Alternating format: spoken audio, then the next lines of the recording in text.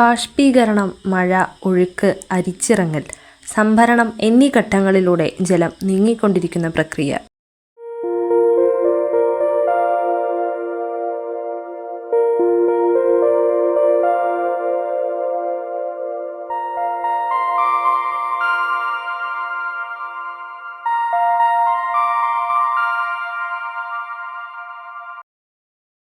ഭൂഗർഭം, ഭൗമോപരിതലം, അന്തരീക്ഷം എന്നിവയിലാണ് ജലചക്രം പ്രവർത്തിക്കുന്നത്.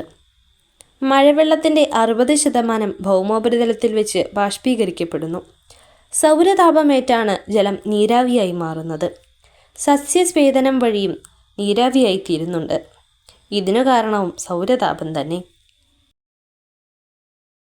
ആഗോള മഴയുടെ ശരാശരി 100 സെന്റിമീറ്റർ ആണെന്ന് കണക്കാക്കിയിട്ടുണ്ട്.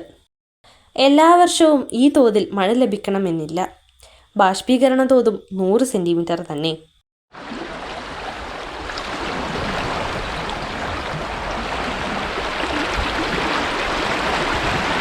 പ്രകൃതി വിഭവങ്ങളിൽ ഏറ്റവും ചലനാത്മകമായ വിഭവമാണ് ജലം.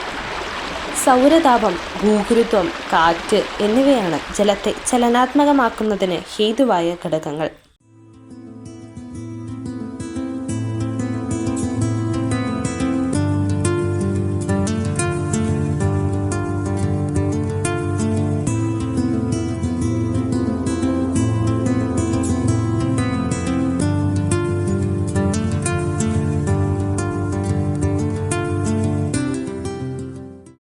വായുമണ്ഡലം, ശൈലമണ്ഡലം, ജലമണ്ഡലം എന്നിവയിലൂടെയാണ് ജലം ചംക്രമണം ചെയ്യപ്പെടുന്നത്.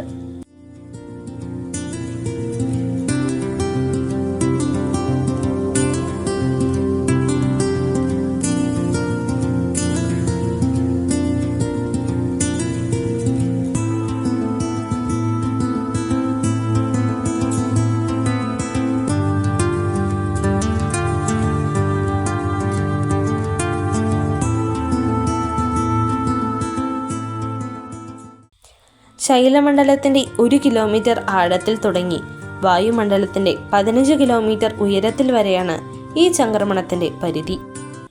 ജലചംക്രമണത്തിൻ്റെ ഏതു ഘട്ടത്തിലും ബാഷ്പീകരണം സംഭവിക്കാം. എന്നാൽ അന്തരീക്ഷത്തിലെത്തുന്ന നീരാവിയുടെ 86% സമുദ്രങ്ങളിൽ നിന്നാണ്. ബാക്കിയുള്ള 14% കരഭൂമിയിൽ നിന്നും ആവിർഭവിക്കുന്നുള്ളൂ. ബാഷ്പീകരണം വഴി അന്തരീക്ഷത്തിലെത്തുന്ന ജലം ശരാശരി 9 ദിവസം കൊണ്ട് മഴയായോ മഞ്ഞായോ ഭൂമിയിൽ തിരിച്ചെത്തുന്നു. ബാഷ്പീകരണം വഴി നീരാവി അന്തരീക്ഷ വായുവിൽ കലരുന്നു. നീരാവി കലർന്ന വായുവിന് ഭാരം കുറയുകയും മുകളിലേക്ക് ഉയർന്നു പൊങ്ങുകയും ചെയ്യുന്നു. ഇങ്ങനെ ഉയർന്നു പൊങ്ങുന്ന വായു വികസിക്കുവാൻ തുടങ്ങുന്നതോടെ തണുക്കുന്നു. വായുവിൽ അടങ്ങിയിരിക്കുന്ന നീരാവി ഘനീഭവിച്ച് മേഘങ്ങൾ രൂപം കൊള്ളുന്നു.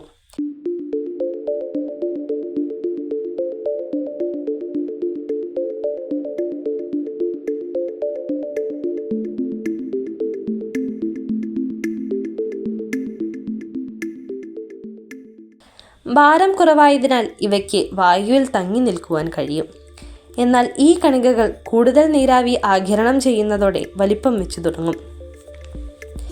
1 മില്ലിമീറ്ററിൻ്റെ 10-1 വലിപ്പമാകുന്നതോടെ ഭാരവർധന നിമിത്തം അന്തരീക്ഷത്തിൽ നിന്ന് താഴേക്ക് വീണു തുടങ്ങും. ഇതാണ് മഴ. മേഘങ്ങളിൽ ജലകണങ്ങൾ കൂട്ടിമുട്ടി ഒന്നിച്ചു ചേർന്ന് വലുതാകുന്ന പ്രക്രിയയെ കൊളീഷൻ കൊയാലസൻസ് പ്രോസസ് എന്നാണ് വിളിക്കുന്നത്.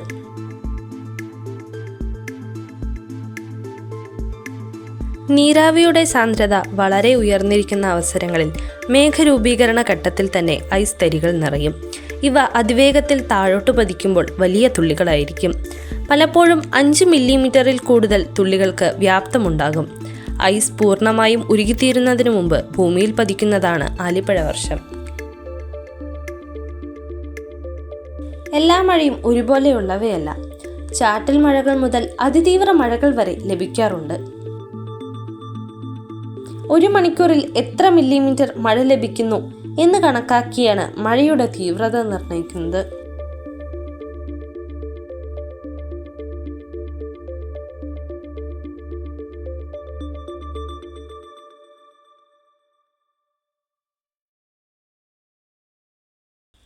അന്തരീക്ഷത്തിലെ നീരാവിയെ തണുപ്പിക്കുന്നതിന് സസ്യസ്വേദനം വഴി പുറത്തുവരുന്ന ജലഗണങ്ങൾക്ക് കഴിയുന്നു എന്നതിനാലാണിത്.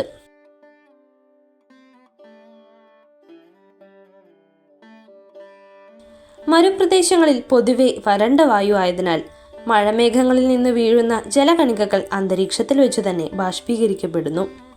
ഈ പ്രതിഭാസം വിർഗ എന്നാണ് അറിയപ്പെടുന്നത്. നീരാവി ഉൾക്കൊള്ളുന്ന വായു അന്തരീക്ഷത്തിന്റെ മുകൾ തട്ടിലെത്തുമ്പോൾ വികസിച്ച് കൂടുതൽ തണുക്കുന്നു. അന്തരീക്ഷത്തിൽ ഓരോ കിലോമീറ്റർ ഉയരം പിന്നിടുമ്പോഴും 5 മുതൽ 6 ഡിഗ്രി സെൽഷ്യസ് വരെ താപനില കുറഞ്ഞു വരും. നീരാവി മഞ്ഞു പോയിന്റ് താപനില കൈവരിക്കുന്നതോടെ ഘനീഭവിച്ച് ഹിമകണങ്ങളാകുന്നു. ഇവ പുകപടലങ്ങൾ പോലെയാണ് ദൃശ്യമാകുന്നത്. ഇതാണ് മേഘങ്ങൾ. ഹിമകണങ്ങൾക്ക് ഭാരമേറുന്നതോടെ മഴയുടെയോ മഞ്ഞിന്റെയോ രൂപത്തിൽ ഭൂമിയിലേക്ക് പതിക്കുന്നു.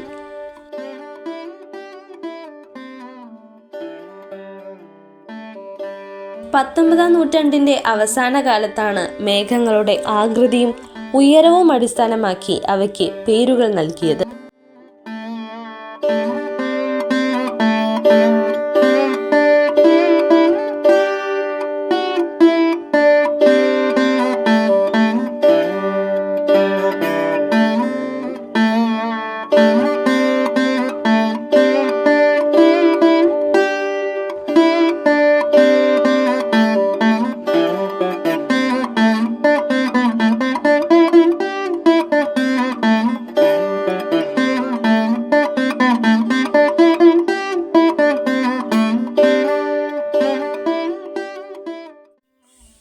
ഹൈ ലെവൽ ക്ലൗഡ്സിൻ്റെ പേരിനൊപ്പം സീറോ എന്നും മിഡ് ലെവൽ ക്ലൗഡ്സിൻ്റെ പേരിനൊപ്പം ആൾട്ടോ എന്നും ചേർക്കാറുണ്ട്.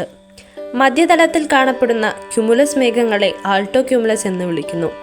അവ ശീർഷത്തിലാണ് കാണപ്പെടുന്നതെങ്കിൽ സീറോ ക്യുമുലസ് എന്നാണ് വിളിക്കുക. നിമ്നതല മേഘങ്ങളുടെ പേരിനൊപ്പം ഉയരം സൂചിപ്പിക്കുന്ന പദങ്ങൾ ഉപയോഗിക്കാറില്ല. രൂപം മാത്രമായിരിക്കും പറയുക.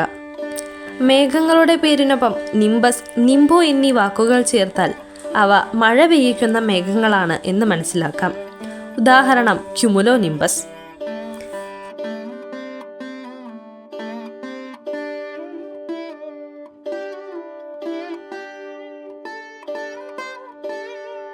ക്യുമുലോ നിംബസ് മേഘങ്ങളാണ് ഇടിമിന്നലോടുകൂടിയ കനത്ത മഴയ്ക്ക് കാരണമാക്കുന്നത്.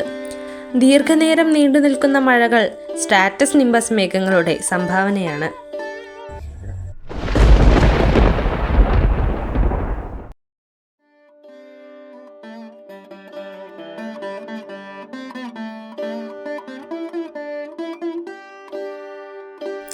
നെഫോളജി എന്ന പഠനശാഖയിലാണ് മേഘങ്ങളെക്കുറിച്ച് പഠിക്കുന്നത്.